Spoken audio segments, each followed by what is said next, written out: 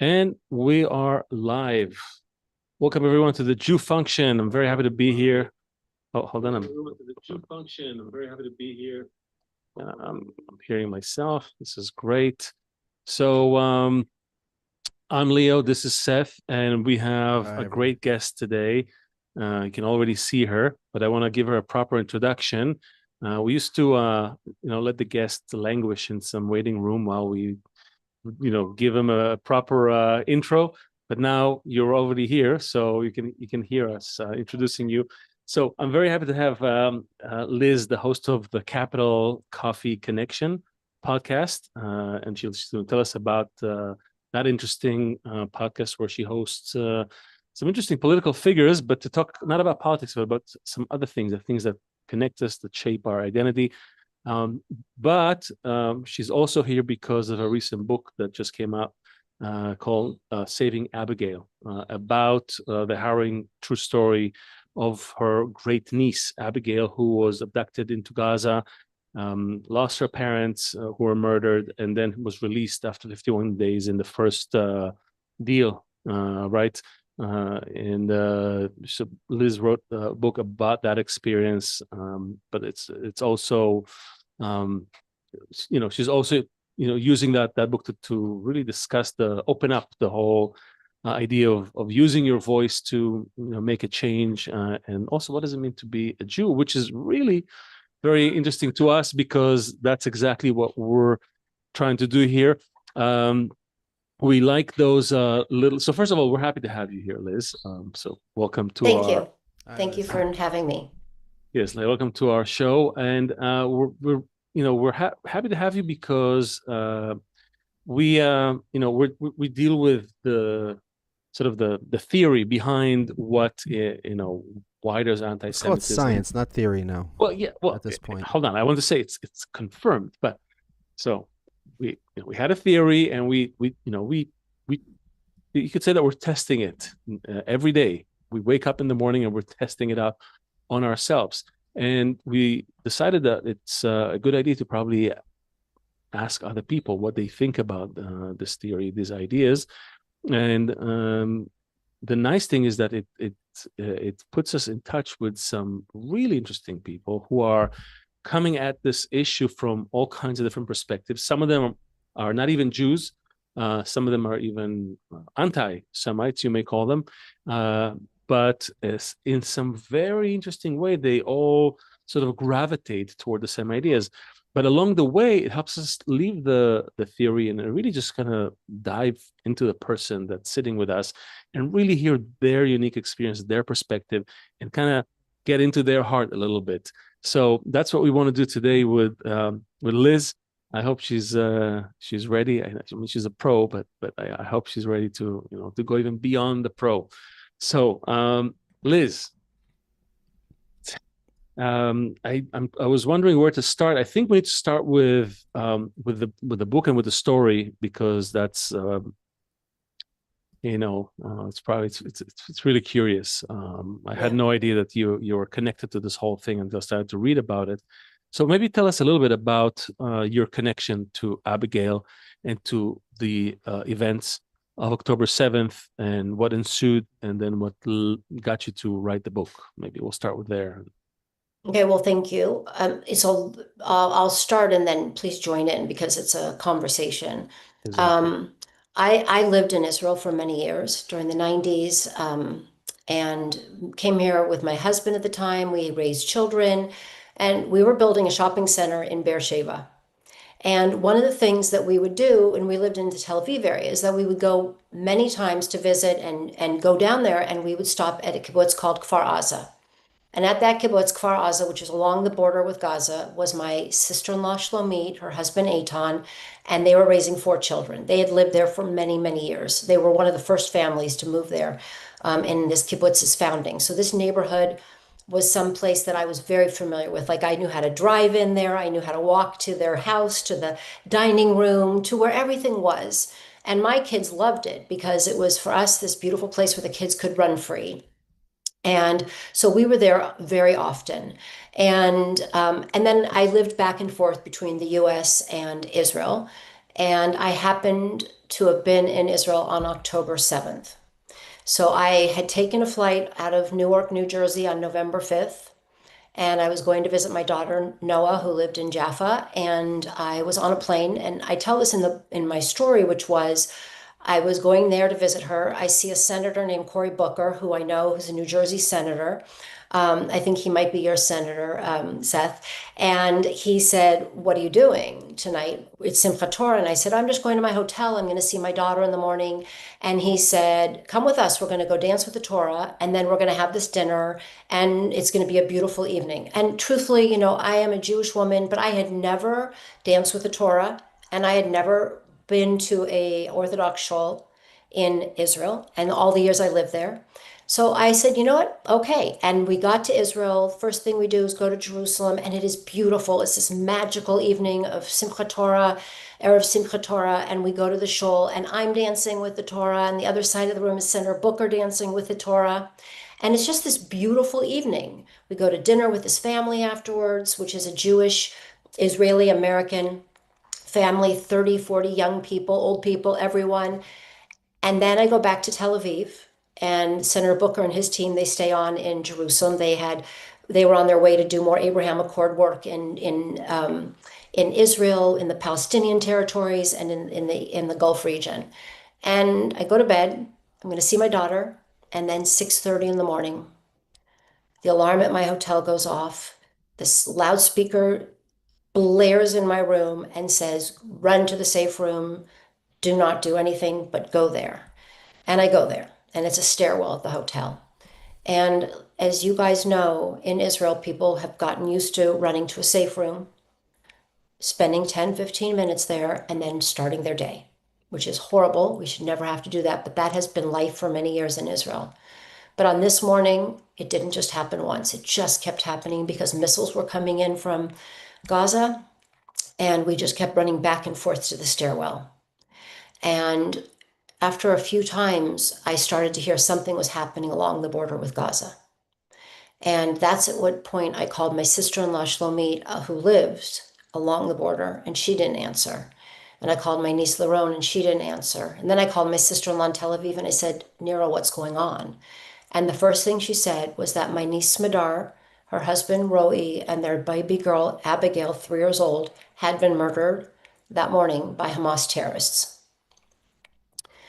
And even as I tell you this story, over 2 years later, it still gives me the chills because it is still so alive in me. And it is something that at that moment changed everything for me. And just to kind of finish this part of the story, we learned this from a 6 and a 9-year-old. There are 6 and 9-year-old children who had watched their mother be murdered in their house and then had run outside with their 3-year-old sister, and their father, who was a photojournalist who had always gone out when there were missiles to take photos. He realized this morning that it wasn't just missiles, but there were terrorists. He even took pictures before he was gunned down and murdered of paragliding terrorists coming in from Gaza with all of their ammunition, with all of their weaponry. He actually captured them. But when he saw that, he ran home and he picked up Abigail, and the children and he were running, and he was gunned down by the terrorists. He fell onto Abigail, and the 6 and 9-year-old little girl and boy they saw their father murdered, and they believed their little sister was. So they locked themselves in a closet where they spent 14 hours that day, and they were the voice that we knew about what had happened. And so that's why at that moment we thought that Abigail had also been murdered. And it took a few days to find out that she had survived. She had crawled out and from her father's body. And there's like a war zone. Think about this little neighborhood, this beautiful green, beautiful, like Gan Eden, paradise, was overtaken by hundreds of Hamas terrorists. And everybody was hiding. All the Jewish people were hiding in their safe rooms. And this little 3-year-old survives. And she's running around and she finds a place, but then they are taken as hostage. And we only learned that a few days later when they cleared the kibbutz and Abigail's body was nowhere to be found. And it was at that moment that she became a hostage. And that started my work, which was how to help get Abigail free. So um, I was also here in Israel Even though I spent half of my life in New York, I came back a few years ago. So that was already like the second war, you could say, that I had with my kid here since coming back. And we knew it was an unusual thing, uh, with all the signs. Um, but when you saw all of that and you got the news that she's a hostage, I'm curious because I never got to ask someone. I never spoke to someone who actually, even though I knew my wife's chiropractor, his son was abducted. It was one of the last ones that released. Abigail. He was one of the last ones to Ah, be released. Um, and he's a phenomenal person. His father and the whole family, the totally different attitude. So I'm curious, but I didn't get to talk to him. I'm curious what compelled you to like, okay, we gotta get up, we gotta go, uh, advocate for the hostages. Like, what was that? What did you think you're gonna accomplish? I'm curious. It's a really good question. I'll be honest, like I came back to America because people are like, I started telling people the story that day as I was staying in my hotel room, and people were calling me all day long throughout the day, throughout the night, from first in Israel telling other family and people, but then in America. And I was having leaders, people in pretty high places calling to find out what had happened because the news wasn't getting to people, especially in the government. But one of the things that people said to me, my family and others said was, go back to America because I'm staying at a hotel. And they said, you'll be more helpful there. So I did get back, and it was not easy because the flights all of a sudden stopped. Um, but I did get back to America and I started telling the story and I started doing press. But about like in the first few days, I have to be honest, like I kept thinking they're going to return these children. They took 35 children under the age of 18, not to mention grandparents and people that were handicapped. They were just taking people. And you thought like they're going to return them because like nobody takes a 3-year-old child as a hostage. Because we'd like to believe that we share the same values somehow. Yeah, that's a really Exactly. good question. Like, why would you think that? Because I, at that point in my life and in my point in my world, I believed that nobody would take a 3-year-old, and if they did, they would realize it was too much work, or they'd say this was the wrong thing and they would return them. Now, that was a naive thinking, but you also have to understand that that's like what you want to believe because that would be an easy way out. The other side is so tragic because, God forbid, they are killed like the Beavis children. Who is And the so, person who would take 3-year-olds hostage, and what's guiding them? hate, A lot of people hate. hate. We all have hate inside of us. Yeah. Look, I have to be honest, I can't get into the mind of somebody that is maniacal and hates that much and feels the entitlement to do that. So when you ask that question, I wish I could give you an answer. But I'll go back to your prior question, which was, how did it start? And basically, I get a call from this woman, Sophia, and she said, I'm going to Washington, D.C. We're also going to try to lobby the U.S. government for money because the Israelis soldiers were not prepared. At this point, we were all trying to send goods to them and equipment to them and shoes to them.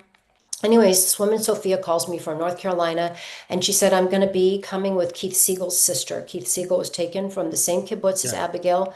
Family were neighbors. And I said, okay. And I said, when? And she said, tomorrow. So I said, I'll be there. I'm in New York. And I basically took a picture of Abigail. When I learned that she was a hostage, I had asked my family in Israel to send me her photo. And are we on screen here? Are we on? We So, on anyways, YouTube. Oh, okay, yeah, yeah. so I asked them to send me this photo. And this photo was Abigail just a little bit before October 7th, because what I wanted to do was make as many photo copies of this and give it out to people that I was going to meet in on Capitol Hill and in press, because all of a sudden I was doing CNN and Fox and MSNBC and different kinds of media. And so I wanted them to see, you asked that question, this is what a 3-year-old hostage looks like. And when I would tell people, because I went to the Capitol the next day, and when I would tell people what a 3-year-old hostage looks like, their faces would fall. Because even they didn't understand how somebody could be, or any group could be so cruel and so maniacal. And we all know, not only did they steal Abigail, but they murdered children. And so for me, when you ask that question, I still can't get a grasp of what it means to be so evil. But all I knew at that moment was I was going to do everything I could to help bring Abigail and 250 other hostages back. And I also took that photo that had the mosaic of all the little faces and of all the hostages, children, grandparents, men, women, because what I needed was our leaders on Capitol Hill and our press and our world to know what hostages look like. And for me, that was the beginning of getting out and telling the world about October 7th in a bigger way. And so when you ask like what motivated me, what basically motivated me for 48 days once I learned Abigail was a hostage was I would not sleep nor drink nor eat practically and do everything and talk to everyone and go everywhere to fight for Abigail and the hostages. And then Abigail thankfully was released on the 51st day. But then you keep going because we don't leave people behind. We don't leave our fellow Jews. We don't leave our fellow humans behind. And so for me, this has become, and I'm thankful now that we still, as we're talking, only have two hostages and they have to come home.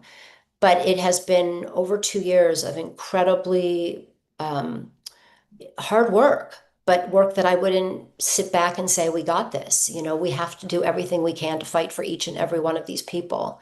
And as you referred to, like, you know, Eviatar and those men, those 20 men that came home on October 13th, like that was for me one of those moments of, oh my gosh, this is another part of this hard work and this miracle of life and bringing people back to life and coming back to their families. And don't you? I find it interesting that take the Ukraine-Russia war for example, where people have been are being taken hostage all the time. Hostages are being exchanged, usually one for one. It's not like free one will give you 1,000 or something like that. And it's very it's very businesslike. Here's one. Let's go back to fighting. Here it feels very, very different. Even that episode in our people's history feels very different. Like suddenly the whole country's engaged with it. It's not only the people who had skin in the game, so to speak. It's everybody had a say for, against, how to approach it, make it more vocal, less vocal, but everybody was involved. It's like, and it's not just obviously about the living ones, also the dead ones. So Yeah. this attitude, what, how do you explain that? Is this something also uniquely Jewish, or just some strange anomaly of Listen, people? I travel the world and I travel a lot in the United States, but I've traveled in, Australia, the UK, Europe, um, in the Middle East. And one of the things that people, when they ask that question, I say, can you imagine? There were 20 men who, since the deal in January of 2025, were languishing. And many other communities, many other societies, many other religious groups would have just been like trying to get them back. And those families and myself and others kept going to Washington, D.C., kept pushing through two administrations, the Biden administration, the Trump administration, and making sure that there was not a piece of light between those two administrations in the transfer of power, but that there was not a day where they were not hearing and feeling and seeing the faces. And you have them going also to the Capitol and speaking with the Democrats and Republicans. And what I say to people is, the headwinds were against us. Think about it. You have anti-Semitism on the rise in America, anti-Semitism on the rise in Europe. You have a very successful algorithm of lies about October 7th, and in many ways dismissing October 7th and skipping over to a terrible war that was perpetrated and started by Hamas, but that skips what happened on October 7th. And you just have all these things, and you have a government in Israel that wasn't really clear on bringing back hostages, but you have these people, and you have them every week showing up in Israel to rally, and all throughout the world to rally. And that is something I believe that is uniquely Jewish. We do not leave people behind. And even when the government here in Israel wasn't, and I'm in Israel right now, wasn't always 100% clear on bringing home hostages, and there were different kinds of things that people were faced with, or rallies in universities and protests, the Jewish people kept fighting for fighting for these people because what they understood was that each one of these could have been their family members. And in this case, it was my family that was massacred and my family that was kidnapped. But people everywhere and in Israel and Jewish people, and I even see evangelicals and people even in the Muslim community that came and supported us because they realized that this terror attack was, yes, a terror attack against Jews and Israel, but it was a terror attack against humanity. And that is something that we all should be thinking, kol hakavod, we did this. And we still have to get 2 more hostages back, and we have a lot of work to do. But when we come together as Jewish people with our allies, we are very impressive. So when you say we come together as Jewish people, can you explain that? And also in light of, so you experience this horrific thing, and then you start seeing all over college campuses people supporting Palestine. So, and a lot of Jews supporting Palestine there. So what do you mean come together as the Jewish people? That's a really good one. So look, let's start with the people that come together. Again, when I talk about like the Jewish people who came, let me just ask one more thing. Were there, the main question I think is, okay, did a lot of people come together who were already on that side, or did new people come together? Because like if everyone was just sitting like reservists just waiting for the call, so there's really no coming together. They're already on the team. So that's my question. well, I think I can break it down to, we can start with the protesters and the people on the college campuses. And look, I know their hate. I know that they took a picture of Abigail, a 3-year-old child, and were defacing it and crumpling it and ripping it up. And she was just one of many that they were, directly attacking. But what I also know is that those are people that are hateful, people that are not educated, and that people that we have to understand do exist. So I'm going to put them aside for a second because they are a very hateful and a horrible group of people. Because if you actually asked them and you took away Jewish and you just talked about humanity, they wouldn't be there. But they have been brainwashed, they believe it, and I'm going to put them aside for a second because what I have learned in over 2 years of talking to really the majority of people, and the majority of Jewish people, whether they're secular or different or religious or Sephardic, Ashkenazi, this, that, in different countries, there are, when I say the Jewish people coming together, it is the majority of the Jewish people coming together. For over a year, more than 80% of people in Israel wanted to bring home these hostages and stop the fighting. It didn't necessarily happen, but you had people, and if over 80% want that, again, it's not all, but it is so many Jewish people coming together. And what I've learned is that there is going to be hate on both sides. We can see people say to me, oh, Democrats, they're anti-Israel. And then you say, well, what about this on the right side with the Republicans? We're going to have that.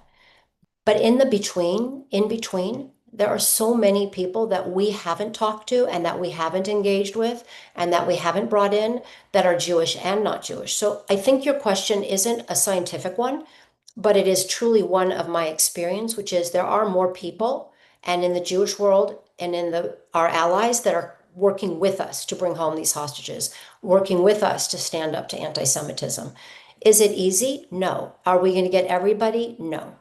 And look, I have friends whose kids are very much on the far left. They were not on the side of bringing Abigail home. They were not on the side of what happened to my family. What's behind that? Jewish people you're talking about? Yeah. So what is in a Jewish person? What lives inside of a Jewish person who would not be into bringing her home?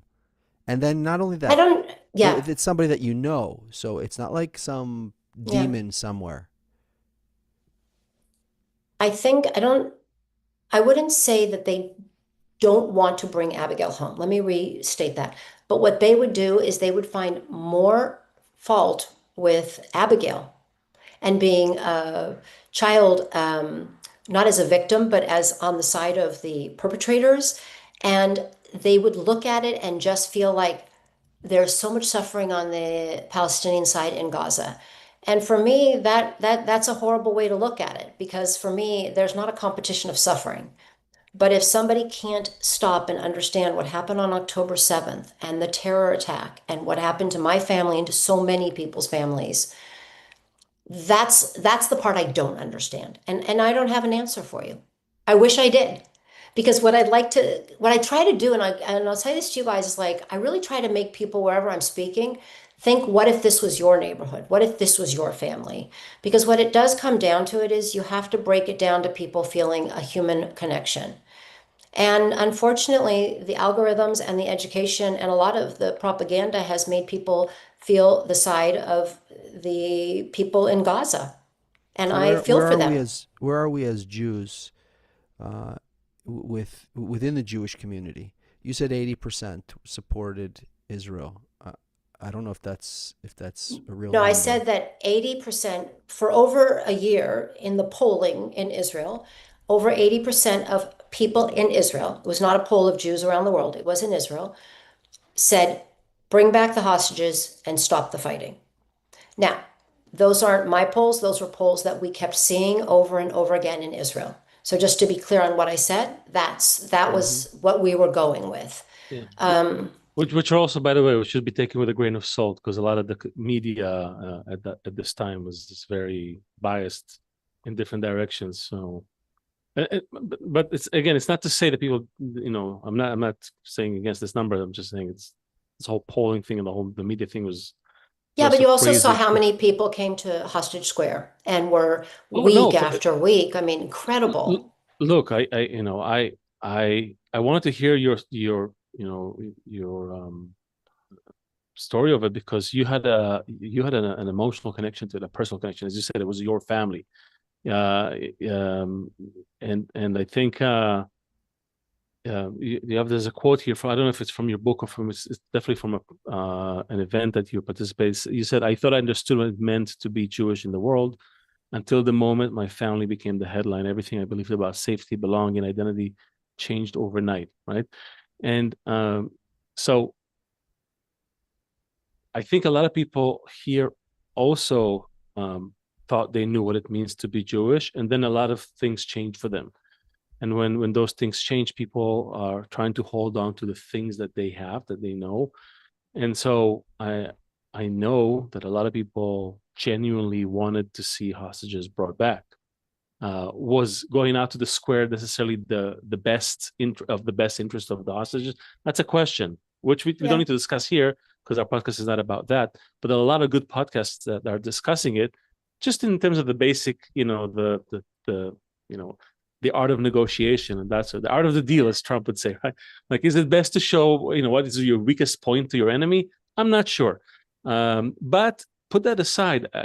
What I wanted to ask is specifically about what you said, and that is, what does it mean to be Jewish in the world? Because I think that it comes down to that. I feel like a lot of the problem that we're seeing and what we saw in Israel before October 7th and October 6th, and a lot of stuff that we're exploring here on the show, Yeah. eventually comes down to this question that I think there's a general, I would say, ignorance. We were not taught, we were not told, we don't know.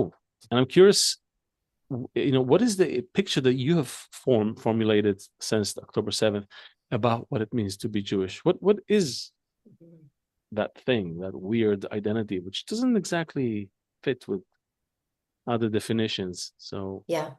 So I'm going to answer what it means to be Jewish in a second, but I want to go back to one thing about people can argue and debate about the hostage rallies and things, but one thing that just sticks with me is that a lot of the hostages were getting bits and pieces, whether they were in the tunnels or up top or whatever, that their family was looking out for them. They finally heard their mother, their brother. And when I say that to you all, I get like the chills because like we can all debate it, but they all knew they weren't forgotten. Almost each one of them has a story, and that is like, if I'm going to discuss a weakening, and we woke up on October 7th. The one thing you didn't say is like this geopolitical nightmare. How do you unwind from it? How do you get there? And that's not why we're here, but that was part of it. And all I can say about those hostage stories is that they heard that somebody cared about them and that they weren't forgotten, and that I think is what saved some of these people's souls in a way that the worst tragedies and the worst horrific conditions they were in. But when I go travel now, one of the things that people do ask me is that question, like, what is it like? What are we supposed to do now? And I think, look, I grew up in a family that was very Zionistic, that means they loved Israel. They were very pro Jewish. We were very Jewish. I try when I talk a lot of times not to say anti-Semitic or anti-Zionist. I say, pro-Israel, pro-Jewish, because I think that what happens is people get stuck in the titles of what is Semitism? What is Zionism? And basically, if you're against the Jews, you're anti-Semitic. If you're against Israel, you're anti-Zionist. We don't go, I'm anti-French and I'm anti the French people. When I talk, I bring it down to that, because what I think when it goes back to meaning being Jewish is like in my family, we were really taught what it meant to be telling the story of Tikkun Olam. My father was the head of the Jewish Federation in LA. My mother was very involved in Soviet Jewry. She was one of those people that was training people to go to the former Soviet Union and bring supplies to refuseniks back in the 80s. So for me, my life was rich in how do we take care of people. And it was also rich in how do we take care of people in Israel. My parents supported causes that supported the Arabs and the Jews getting along. My parents supported incredible things. And so I grew up in that world. I never thought it was going to I didn't understand how much it was in my DNA until October 7th. But it goes back to we say tikkun ulam, we fix the world. We as Jews do not say tikkun Yehudim. We don't just talk about taking care of ourselves only. We talk about the world. We talk about everyone. We say you save one life, you save a world. And so for me, when you ask that question, being Jewish, what does it mean? What does it mean, especially at this moment? Which is, how do we keep trying to fix the world, make the world better? Yes, for the Jewish people, but I say so many times, I'm in this because that beautiful 3-year-old child who was stolen on October 7th after seeing her parents murdered just turned 6. And I am not going to stop fighting for a world that is better for her, but also better for the children living in the region that are Jewish, Muslim, Christian. Because what I saw happen on October 7th is, as a human, as a Jewish woman, as an auntie, is to keep making sure that we try to keep fixing the world, which I believe is what we as Jewish people are trying to do. Okay, so let me ask you this then. What does it mean to fix the world? Because it's a very tricky thing. A lot of what people that we would refer to as, let's say, world reformers, they go in, they try to do good, and it's almost like the reverse is happening. And that's in many, many human endeavors. Like we get involved, we don't know exactly what we're doing. We're rushing in based on maybe good intentions, or it makes us feel good, or it makes us feel, meaningful, purposeful. And we rush, we go to some third world country, or we do this, we do that. And then, years go by, and suddenly you realize, oh my God, maybe I wasn't the best thing to go in and meddle here and mess there and all that. So what does it mean to fix the world? Maybe you could say what needs fixing, and then we could say maybe what we need to do to fix it. Well, you use the word like metal. I don't really look at my world as that. Look, I'm not one of those people out there as an influencer on Instagram with thousands and tens of thousands and screaming with anger or throwing out the facts. There's a place for those people, and granted, that's great. The work that I want to do and that I encourage other people to do is find what they're passionate about. Get involved, because while you say there's people that went out there and have done it, what I find is the majority of people want to do it. They don't know what to do. They aren't understanding, and it starts with it really goes back to having really hard conversations, having conversations with people you don't know are your allies, you don't know have much in common with you. And look, which hard conversations? Hard conversations. Which ones? Which are the hard conversations? Well, the hard conversations are sometimes with people who don't know and you want to explain to them. Sometimes a hard conversation is somebody that is so pro something and that you bring it down to a human level. And then, can you tell us like one of these, like specifically with Jews, for example? Because we know that there's plenty of conversations with people who... Look, I've been in rooms where people have said that they did not think that the prime minister in Israel, they thought he was doing enough to bring home hostages. And I would say, I don't think so, because they're still hostages. This was, earlier on, not where we are today. And then you go in, again, I'm not going to convince somebody that the prime minister's right or wrong, but I'm going to go in and talk from a human level and explain it from what it means to be a hostage family, what it means for those families and what it has been through, and that these are all of our families. And again, I'm not going to change somebody, but if I don't have that conversation and I just let it be an on or off switch of he has a different opinion than mine, that's a hard conversation. Sometimes a hard conversation is going and having a conversation with somebody in the evangelical Christian world who has very different. Well, I guess Yeah. what I'm trying to find, we're always trying to get this drop of oil out of each human olive here. Um, what's an experience of one of these impasses you reached, let's say with another Jew, over one of these things, and somehow there, not that you convinced each other, but somehow at some level, maybe above your, the level that you're discussing, but there's some connection, some bridge somehow that's built, because that's what we're looking for, is how, because the Jews are so different.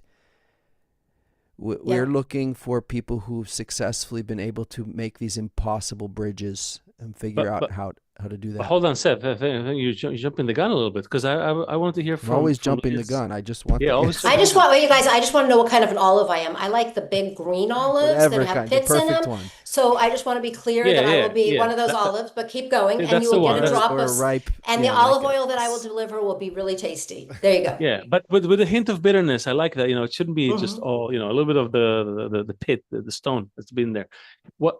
What I want you to answer is the tough question, which is what exactly needs fixing. Let's maybe try to.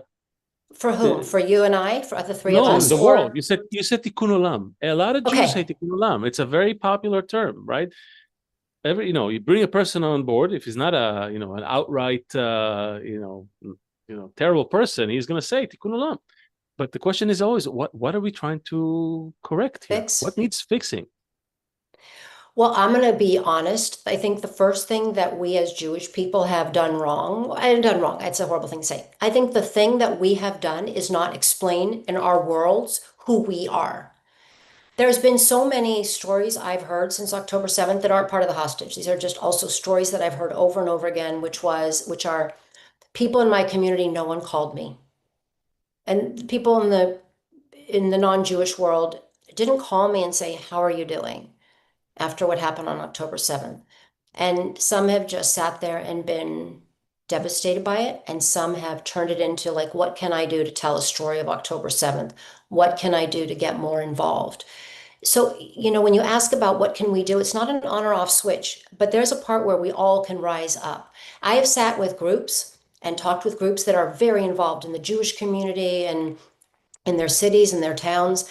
And I've looked at them and I've said, you guys are already doing incredible work. We all have to do more and more about how do we explain the work we do? How do we explain to people in the non-Jewish community what the Jewish community is all about? We have not done that well. I don't believe. And I've been in rooms where people have said, and it goes back to like a little bit of Seth saying, like afterwards and I tell you this time after time, where people come up to me and say, when you said we're not doing enough, I was kind of like, oh, I'm doing so much. And then after I thought about it and you talked even more about how much work that you've done and so many other families and so many other people have done, I know I can do more. I know I can have better conversations. I have said with people, I've sold the book, given the book, and I've been at events where I've talked about this book and we've had people from the non-Jewish community sitting in there and they come up to me afterwards, whether they're the caterers, the bartenders, the house help, whatever, the hall help. And they come up to me and they're like, we did not know. We just did not know. And so what I say to people is take the book, read Saving Abigail. Please read Saving Abigail, because even you guys don't know all the details. Read the book. And then, because we need to bear witness, and we haven't borne witness a lot in the last years, we're still on World War II, and we got to bear witness to that. But we have not been talking about us as Jews since World War II in the way that I believe that we should, which is who we are, what we do, how do we control the narrative? Where many people say, what do we do? Who are we? What is our narrative that needs to be told? Well, you have a different narrative a little than I have, and that he has, and that others have, but you have a narrative of being a Jewish person. What is your narrative? There isn't one. Everybody keeps saying to me, I am waiting for Hezbollah from Israel. They need to tell us what to say. That's not how this works. The way this works is that each person has a voice, and he or she can have a voice to who they are, what they do, what their family's been through, what Abigail went through. And there isn't an answer. There isn't one script. There isn't Sunday news shows talking points that people are waiting for. But it's about how are we all going to speak out. And yes, hostage families, they were faced with a huge trauma. And the way they have raised themselves to become incredible advocates for Israel and for hostages, they were brought there. But I think we've all been brought there by October 7th. And I see. Hold on a sec. Zoran Mamdani appointed a trans rabbi to part of his transition committee or something like that. So my question is, everybody, there's a lot of Jews and a lot of perspectives. So just to say, what's your perspective? That perspective is completely opposite from another perspective. So what's the unifying? What's the difference? Saying there's 8 billion perspectives and everyone has a perspective. So with respect to what you're saying, let's try and be a little more focused, because even though we are all individuals, we are treated collectively, and there is something collective. Especially Jews. Like even like a football team, for example, right? The quarterback, the offense is the totally different mission than the big fat guy on the defensive line who weighs 350 pounds, but they're still on the Giants. They're still on one team, right? So even though we're all very different, one guy is a fit guy who throws the ball and the other guy's a fat guy who blocks, the other guy, they're all on one team. So on the level of the individual, I understand what you're saying, but we're trying to solve something, I think, that's this more collective situation that we're in, that we're all treated as a collective regardless. And regardless of our perspective, everybody, if you're a Jew, you're targeted, right? We saw that on October 7th and the days following it, right? Nobody in the world, I mean, those who didn't like Jews didn't care if you're this kind of Jew, that kind of Jew, you're more supportive of this, you're more, like, it didn't matter one bit. We had people on the show here who had friends for years, and suddenly October 7th happened, and suddenly they got a license to say, oh, I actually don't like Jews, like, wait, but I'm so international, cosmopolitan. For 20 years, what are you talking about? Yeah, no, it doesn't matter. We never really, really, really liked you. We're like, okay with you, but there's something going on with this group which is unlike any other group. People don't harbor some deep-seated negative feeling towards the Scots or the Italians. They're part of American fabric, and that's it. It's done. They're part of it. They've assimilated. Jews cannot. Never. We were never able to assimilate. We try to assimilate, it's met with anti-Semitism. We don't assimilate, it's met with anti-Semitism. It's almost like this, nature is trying to tell us it's not about those things. You actually do have some special role, some function, hence we call the show the Jew function. And until you discover this function, I'm going to keep applying this pressure, because every time you try to run away from this function, you will be pressured back. And the hint is, Liz, is like, what is the deepest thing in your heart beyond all of the details and all the costumes and all of the scenarios that you've had to, and all the roles you've had to play? What is that deepest thing in your heart and where is it going? Like, what is that thing that we need to do? What we need to do. First, I want to say one thing. I didn't say that each person has a different perspective. I think that you changed. I think what I had said was that each person has a story to tell and that they have to tell their story. And we have not been good at telling a story. And you know what? If Mamdani or somebody wants to have a queer Jewish person in their administration, all great, because I'd like to remind everybody that if that person ended up in Gaza, they would be pushed off a building. That's who Hamas is. So I just want to be clear. I'm not sitting here naive saying this is there's nothing easy about it. But when you ask me in my heart, it's about being honest. And so I can look at that story and say, like, okay, that would really happen to that person if they were in Gaza. If you want me just to say, oh, they're horrible, they've been anti-Israel and they're pro-Gaza, pro-Hamas, then we can end the conversation there. I want us to figure out how we're going to resolve this situation. But it's going to be a lot of conversations, and we aren't going to resolve it in this. You guys are part of it. Like, what you're doing, God bless, like, keep going, because this is part of that story. It is you telling the story and getting people's stories outside. And this is going to be a long process, but we just have not done that. This is a new thing. So it's not about perspective. We have not, for the last 50, 70, 80 years, been telling the Jewish story. Were you guys Yeah, doing it 10, 20 years ago? we started about 10 years ago, but we were kind of laughed at. And people were like, why are you even asking about Yeah, anti-Semitism or Judaism? It's like, whatever, we're all people. And, yeah. we didn't buy it. I mean, Seth was American. I was Israeli. I moved to New York, and then we met and we realized that we're coming from two different places, and yet we both suffer from the same tormenting questions about it.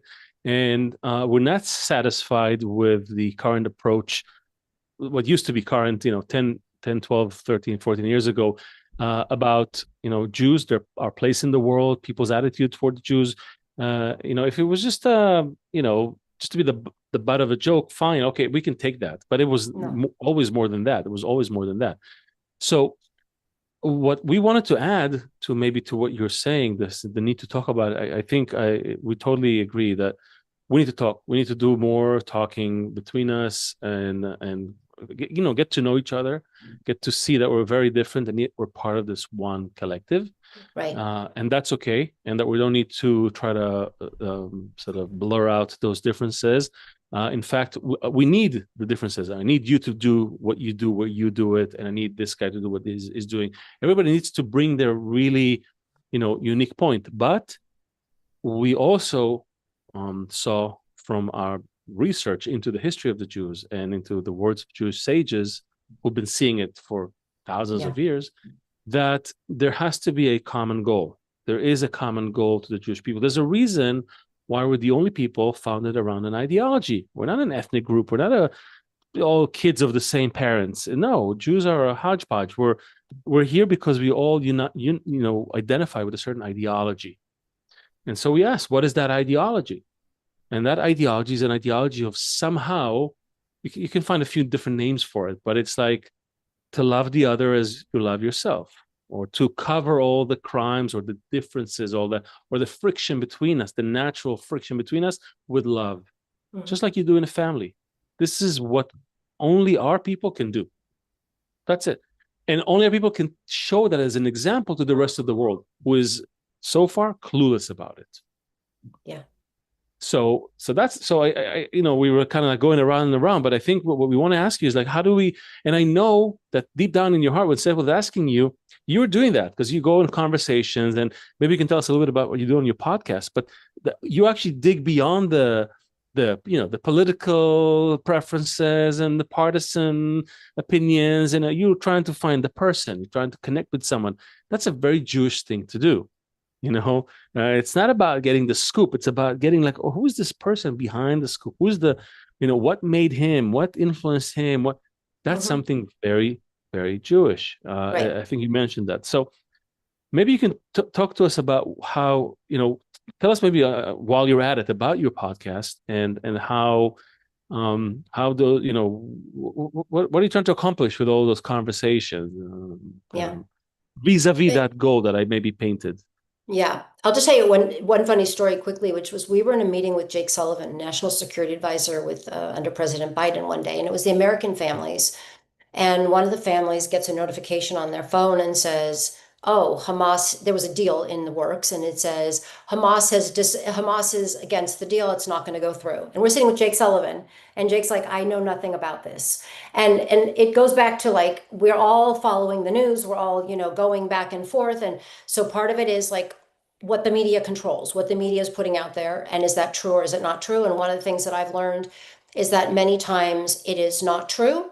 It is somebody's speculation, and it is, as we saw, like even with the New York Times, with false information, and then it's already out there and you can't bring it back. And I decided before October 7th in the spring of 2023 to start a podcast. It's called the Capital Coffee Connection Podcast. It's too long a name, but I like it. And the reason I decided to start is because I was a Democrat. I was helping to elect people that were mainly women, people from the LGBTQ community, people from the Black community, Latino community, because growing up, that's what my parents told me. We all have to be in this together. But I was seeing that there were these incredible voids in leadership that looked like the people who were supposed to be voting for them.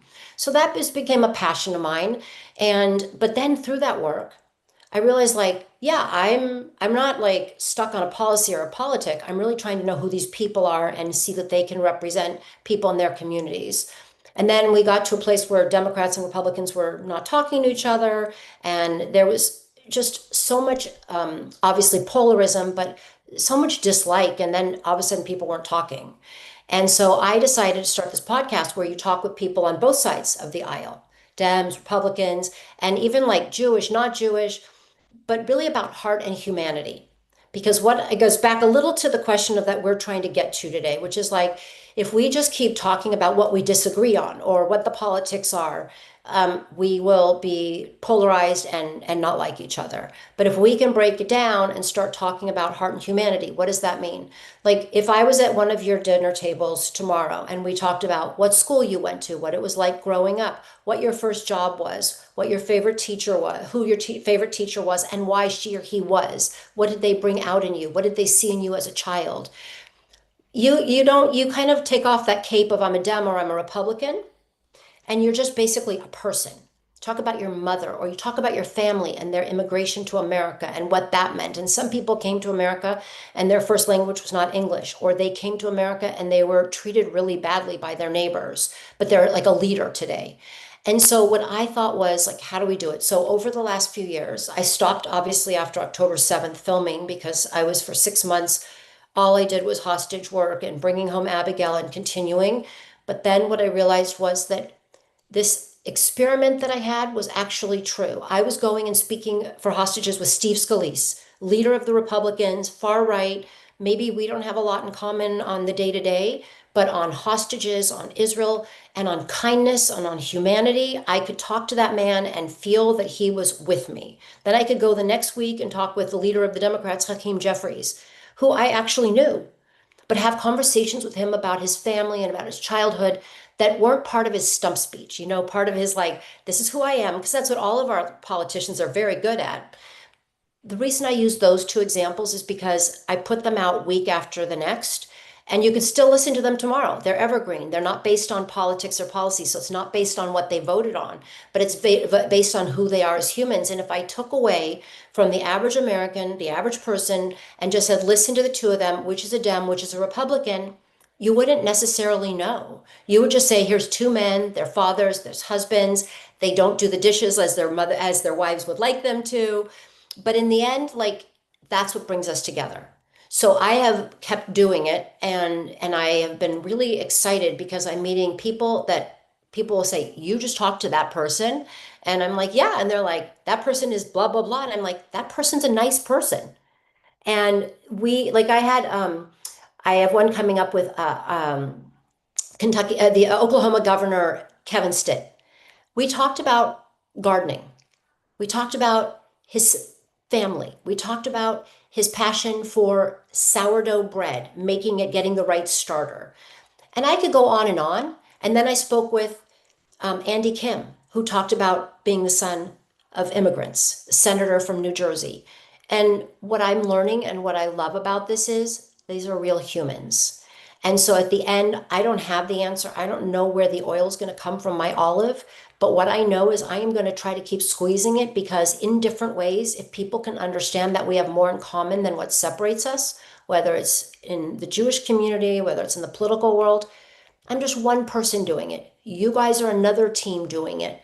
We need lots of people to do it. So I go back to why this podcast to me is important. If I was screaming and saying how much I hated one side, or I would probably have hundreds of thousands of viewers. But what I'm doing is building up this brand of how do we talk to each other, and it's working.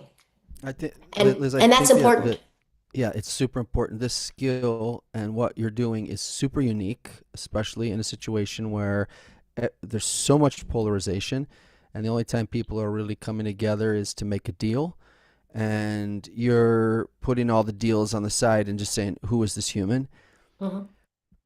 One thing I want to add into it is like, for example, gardening or sourdough bread. These are like just human things that are separate from that whole other sphere where the disagreements are, right? Let's add that this specific Jewish thing is love, right? Like, my house will be a house of prayer for all nations. So, like, gardening won't be big enough for everyone. I'm just using it as an example. Of It's course. beautiful. Making the connections is beautiful. So you have the skill. You already developed the muscle. Like, you already learned all the scales. Now the song we need to play here is, and maybe there's a way to start to find this, is that regardless of where everyone stands, the thing we have to find in common is there has to be love. Because if people love each other, and not like, it's also a very Jewish thing, not love you because like you're doing something for me, or love you because I'm going to get something out of it, but we are willing to love even though it's really difficult for me, and even though I'm not sure what I'm going to get out of it. But if we love each other, then we're not going to hurt each other. Like, we have all these laws and all of these militaries and all of these espionage and all of this because we're concerned that people are going to hurt us when we're not paying attention, when we're Right. not looking. But if you love someone, you're not worried about, you don't want to hurt them. And if they love you, you're not worried that they're going to hurt you. So this is this added blanket that we need to cover everything with. And maybe you can start to inject this into these conversations with people on different sides, that once you find common ground with people, like, you have a skill, you are able to speak to people who other people are like, well, aren't they over there? Aren't they like that? Hmm. Aren't they? Like, you say, I don't care. I want to find what's in the middle. Well, if you're able to do that, then you're able to make some connection. And now you can maybe get in there and plant a seed of love. And Yeah. that's what Leo and I are like, feel is what's missing and what has to happen. And we're super pragmatic people. We have our own political opinions. We're not utopian. Well, I guess we are kind of utopian something or other, but um, we're very pragmatic, and we Yeah. both have families and jobs and all that kind of stuff. But addition to all of that, we are we are small links in a long chain that goes back from Rabbi Akiva and from Abraham, and that goes to this quote unquote, I don't want, I cringe at saying the like messianic future. I'm not talking about some kind of figure. I'm talking about some time where everybody lives in harmony together, and that my house will be a house of prayer for all nations. Yeah. And you are a unique person who's able to, you're super connected, obviously. We heard a lot of names today, and we know your group, and we know that people are seeking you out to talk about these things. And so you're in a perfect position to inject this specific Jewish quality of Yeah. love the other. Yeah. And that was Thank you. my That's unintended beautiful. monologue that just No, poured out it's of me. beautiful. And I think that it's so interesting because it is truly not like, I love you, I love you. We all say that, and that's important. Like I want every time I end a conversation with my kids, especially after what I've gone through, like my teenagers, my young, not teenagers, but in their 20s and 30s. I mean, like, I just want to say, I love you, I'm holding you, you can't go anywhere because I don't trust the world. But of course we don't do that because that's not how we function. Um, but it's a love that is hard. And it's not hard to love, but it's a courageous love. And it's a love that means you have to forgive. And it's a love that means you have to like find in, like, sometimes you go and somebody's just rude to you and you want to just be rude back. But you know what? I've gotten to a place where I'm like, I don't know what happened to them that morning or what they're going through. And I don't say I love you, but I smile. How are you? Thank you. Showing a love inside me. And I think that is what we're missing because it is a love that you have to find even in the hardest times. And a friend of mine said to me, and she's from another religion, and she said, I am so hateful for Hamas and what they did to your family and everyone, but you walk around with love in your heart. And it was at that moment, this was even after Abigail was released, but I know what she went through. I know what my family keeps going through. I know what every celebration of these children without their biological mother and father and what they saw. But I still want to tell you guys, and I want all your listeners to know that I'm still fighting to make love what I'm going to share. And it's going to be with Dems, Republicans, Christians, Jews, religious Jews, less religious Jews. I mean, like I've gotten to like shows where they do not let women stand on the bima to give a speech. And I've been put on that bima to make a speech because my speech is instead of the sermon of the rabbi. And it's not because, oh, oh, you're great, Liz. It's because what I'm trying to put out there is that we can all work a little bit harder. Yeah, telling our story, we've already put that aside for a second, but talking about who we are and that love of our family, and that who is our family is really everybody in humanity. And I think that is what we need to keep doing. And there's going to be a lot of haters, but in throughout this process, I've just put out love. And it's not an easy one, you guys, but it's a genuine one. And So what it so we really starts with, I'm just going to end, what it really starts with is Abigail. I saw what this child went through and her resilience. And she still loves and laughs and plays, and she is a child. But I want to take as much of that as I can and give it to others and live my life that way. that's perfect actually, because I wanted to speak exactly on that they, they've done this study, which I'm sure maybe you've heard of, that the difference between children who are able to develop properly, and that is really the kind of environment that they're in, their loving environment. Really, it's not about other factors, education and money, and those things can help in some circumstances, but it's not the decisive factor. It's whether the child was surrounded by a loving environment that wanted to see him as great and lift him and raise him, or not, one that ignored him or put him down. And it really is a very powerful quality, much more than we give it credit for. Because usually we talk about that just in terms of romantic love, or oh, Yeah. this makes me feel good, hence I love it. That's not love. Uh, we're talking about a love of a mother is much closer to that, because a mother can Al Capone's mother still loved him, even though he was a huge crook, right? Yeah. So obviously we don't want to raise our kids to be crooks, but I think it's a different kind of love, and as you said, and it's difficult when it's not natural. It's natural toward my kids, not toward others.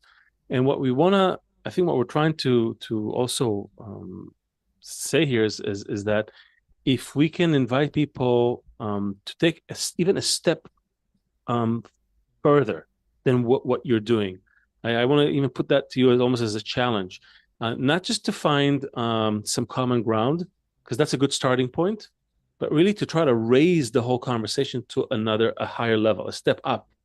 So not even on which you're already sort of doing by leaving the politics aside, Mm-hmm. but I'm saying no, even if in front of you is someone with whom you have nothing in common, and I'm not trying to find anything in common except for one thing: we both want to come out of ourselves a little bit, out of our automatic, egoistic programming that is pushing me to always try to one up you and do better. And Yeah. I'm not even noticing how I'm functioning. So we're saying we have a unique capacity because we have a memory of being this way as a nation, as a people. That's the only thing that makes us different. Like Mount We're Sinai simply, style. yeah, Mount Sinai style. That's the thing that we're trying to rekindle among our people. This is the one thing that needs fixing, nothing else. Yeah. You said tikkun olam. There's nothing to correct in the world. The world is perfect. That what's broken is the way we relate to one another. You fix that, you fix everything else. So we want to kind of give you this challenge to take it even a step further, raise people. You use this example of Abigail, especially in this way, because for the child you wouldn't, you just offer that love, right? Intuitively try to treat Yeah. others as in this way as well. I take the challenge, and I am always looking to do it better and be better and actually be more thoughtful. And so I appreciate that because it's really constructive and it's what we need. And so I'm going to really put that into the way I interview and talk with others, because I think that, it's not it's like so apparent that we need to do it.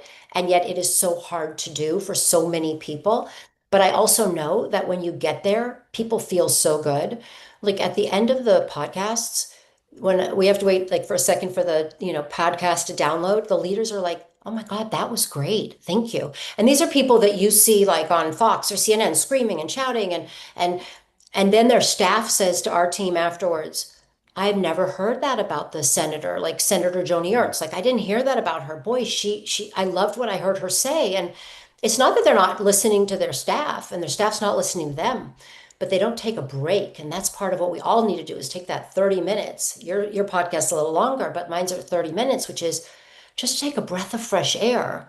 And, while the three of us are very different, what I'm taking away from this is really nourishing my soul. And you guys, I'll tell you, I write about it. So I want people to buy the book or share the book or get it on Audible. You don't have to even pay. But in Saving Abigail, I talk about Abigail. She knew her parents were murdered when she was taken as a hostage. So for 51 days, she was with this woman. And this woman, who thought her husband had been murdered, her community was gone, was with Abigail and her three little kids, all under the age of 10.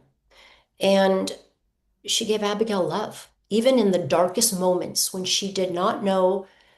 She even thought like maybe Abigail's wrong and her mommy and daddy, who were her friends, survived. Like, but she gave her so much love that for those 51 days that this child was loved. And it goes back to what you guys were saying. I mean, everything sucked. There was no food. It was dirty. It was disgusting. They were treated horribly. The building was blowing up around them. But this woman, Hagar, gave Abigail love. And if she could do that, and we hear all these other stories, what you guys challenge me with and I challenge you with is that we need to challenge everybody to try to do. So I didn't mean to like digress to that one, but to me, that is one of those memories of like what saved Abigail's soul and her heart. And I want to bring us back to the very beginning when you talked about the hostage square and how everybody was there and they saw glimpses of that. It's interesting, and I feel it from my mother, and I'm sure you have the same thing with your kids. I'm convinced. But when you have these bonds of love, you don't need to do anything. I don't need to even pick up a phone. My mom knows exactly what's going on, right? You know exactly what's going on with your kids, and if they're sensitive to that, they can feel it. Yeah. And I think that if we reach that, we wouldn't even need to be. We could play poker face against all those who are out to get us, and yet all of our brothers and sisters will feel it. We'll just feel it. And I know because the parents of Eviatar, they didn't go to those rallies. They didn't. They expressed their love internally, quietly. And again, I'm not judging people because I know, but I am certain that we can aim higher. We can aim to a place where there's so much that is passing between us without words, and we became so crass, so crude and heavy, and we can rise up to there's a beautiful world that's awaiting, and Seth and I are saying this only because when you read the writings of our sages, they speak about it, they talk about it. When you look at network science, it's proven, even scientifically, those things that we're talking about, they're there, but we have to try and aim for them. It's not going to happen automatically. We're all going to be greater egoists. We have to put in the work. We have to aspire to come out of it, and want it for each other, Yeah. And also, I'll say this, which is there's so much negative energy that we are all feeling that I hope when people hear this and our conversation, or they hear my Capital Coffee Connection, or even they, hear me speak and I'm just one person, that they kind of like realize that they can do this too. Because people are waiting for that feeling of like, we're all in this together. And again, when you say all, I know there's people that aren't in it with us, but the majority of people want to be in something that is positive. And so I always say, like with the podcast, like, yeah, you can look in YouTube, Instagram, and doom scroll, and this person hates this one, or you can take 25 minutes, listen to the Capital Coffee Connection podcast, and just go, wow, this person is interesting. And I'll tell you a funny story. I have an editor and he's on the right and he didn't know anything about Speaker Pelosi. This was already a year and a half ago. And when he listened to it, and he was like, he listened to it and after he's like, wow, she's a really nice, interesting woman. Now, he didn't know any of that because he had heard that she's bad, she's bad, she's bad from whatever his news feed is. It doesn't mean that he's going to now vote differently but what he got to do, and he was honest with this. I got to hear about this person and eating chocolate for breakfast and taking care of her 5 kids and just what it meant to be a mother and then a woman and a wife and then a leader. And I think that what we need to do is, first off, turn off a lot of 24/7 news because it can make us really anxious, but have these interesting conversations. And this wasn't a hard or an easy conversation, but it's an interesting conversation. And I think people, when they hear this or they hear the podcast that I have and others, as many, they can rise up. And it can be about love, but it can also be about knowledge and about connection. And that is what we need to keep doing. And that is what I hope that you'll keep doing. And I'm going to keep doing. You guys are doing it before others. So you are ready for this moment. So that means you have to do it even better and even more. But having said that, like, that's what people are looking for. People are truly looking for what will nourish their soul. Oh, we think that people will, are absolutely looking for that and looking for a way to, I think everybody's feeling that pressure, that we want to rise above this, these cycles of wars and violence and all that. Everybody, as you said, Jews and non-Jews. I just think that someone has to start it, and it's got to be us. That's Right. really what it comes down to. Unfortunately, there's just no, someone's got to do this job, and it's us. You got to do it. If we can show this as an example between us in our little microcosm, a Jewish microcosm, I think people will take after that. I think that because they're naturally taking examples from Jews about regarding everything else. So Yeah. let's make that the primary example. Let's say enough to all the other stuff. All the technology is great and this is good, but let's focus on the thing that the world needs most, which is the way we relate to each other. And I think there's a chance to do it while we're alive in this lifetime. We don't need to wait. No. And we should all be doing it. Amazing. Yeah. Liz, I put a little quote in the chat from Baal HaSulam, Kabbalist Yehuda Ashlag Baal HaSulam, from the article Peace in the World. We ask guests to read a quote. We always ask our guests to read something from the sages. So okay, so where do I find it? Where do I find it's it? In the chat. It's in the Zoom chat. Okay, one On second. the bottom of the window, there's a thing that says chat. If you click it. Oh, I see it. Oh, Okay. Baal HaSulam, peace in the world. Do not be surprised if I mix together the well-being of a particular collective with the well-being of the whole world, because indeed we have already come to such a degree that the whole world is considered one collective and one society. Meaning, because each person in the world draws his life's marrow and his livelihood from all people in the world.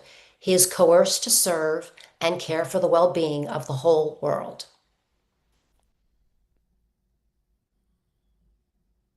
This is Yehuda Ashlag, who wrote the accepted, after 2,000 years there was no accepted commentary on the Zohar.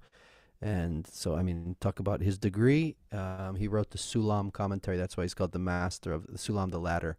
He's called the master of the ladder. And he was alive, I guess, 100 or so years ago.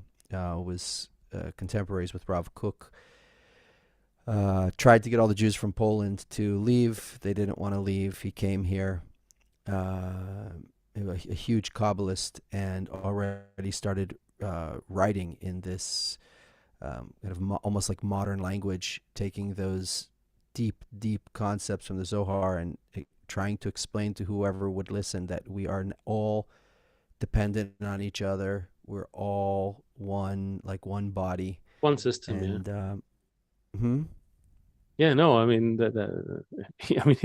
he was trying to wake people up already 100 years ago to the fact that we're all in one system, interconnected, interdependent, what Liz, network science is showing, but yeah. there's So still work the to be point done. is that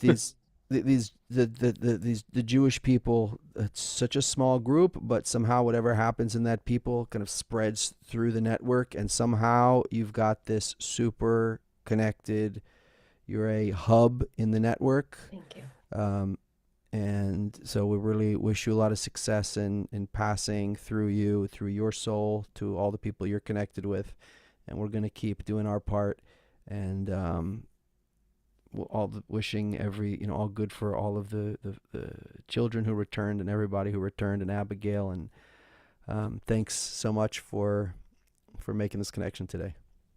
Well, thank you. It was very meaningful and inspiring. And I'm going to take a lot of what we talked about and think about how to even, I tell people like we all have to do more. And now I know I have to do more because you guys told me I did. So thank you.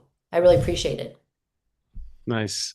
The podcast, Capital Coffee Connection, is available on Spotify. You can hear those conversations, right? And the book is available on Amazon, also in audiobook, as you said. But go buy the book. Help out a little bit. And by the way, buy the book and then give it to somebody who's not Jewish or who doesn't know a story. Don't keep it. We don't need it in our bookshelves. Share it. It's exactly. It's true. It's true. Traveling in Israel now, you see a lot of those books that were written about some of those soldiers and some of those people who, a lot of those books got published, and now you see them in coffee shops and they're everywhere. So do your part. At least have a conversation with someone. Make that your own challenge. Beautiful. We're the Jew Function, and it was really a pleasure to speak to Liz. What a great person. I wish you could hug you, but yeah, I'm a hugger. So next time, if I see you in person, you'll get a hug. Hey, I might see you. I'm in Israel, so please follow the Jew Function. Leave a comment because it helps. We had some comments on the live chat today already. We're not that great with the live thing, but still leave a comment and share this talk because more people need to see it and get inspired to have their own talks. And we'll see you all next week. Thank you so much. Thank you, Liz. Thank you.